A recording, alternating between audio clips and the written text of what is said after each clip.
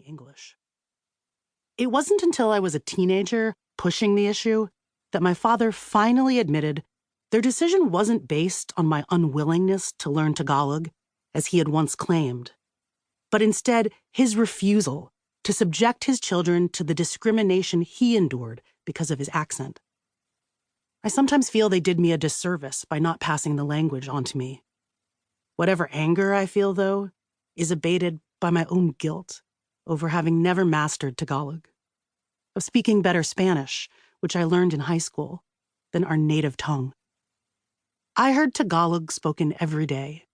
I've never believed English should be the language everyone in America speaks. I've loved Filipino food since I was a child, only ever wanted to eat more, try more, to understand its roots and ingredients from China, Spain, Mexico. I've been obsessed with being able to identify Filipinx people wherever I go, priding myself on just being able to look at them. A bridgeless nose, a point with the lips, a certain wideness of the cheeks, and intuiting that they are one of my people. I honed these skills during a childhood spent searching faces and names, desperate to find anyone like me. I was curious about who I was, who I really was. I was hungry, desirous of my Filipina identity. More so, it seemed, than my two older brothers. I've been collecting clues and mining information all my life. From recipes, immigration stories, books, figuring out who the men on Philippine pesos, Ninoy Aquino, Emilio Aguinaldo were, piecing together a trail of crumbs. At times, my parents were reticent to answer my questions. Now, as we get older, information flows more easily.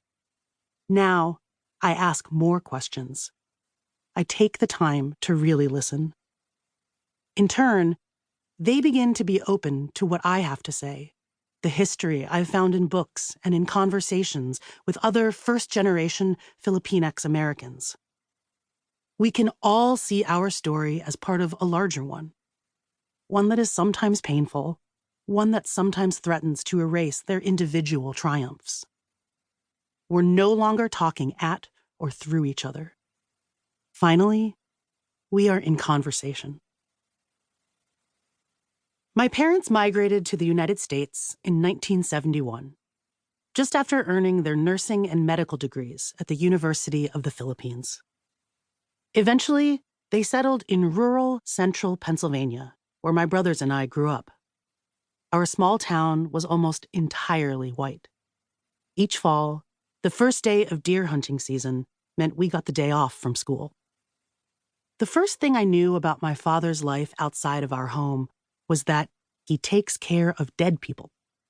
Or at least this is what a slightly dismayed preschool teacher relayed to my parents the day I shared the information at circle time.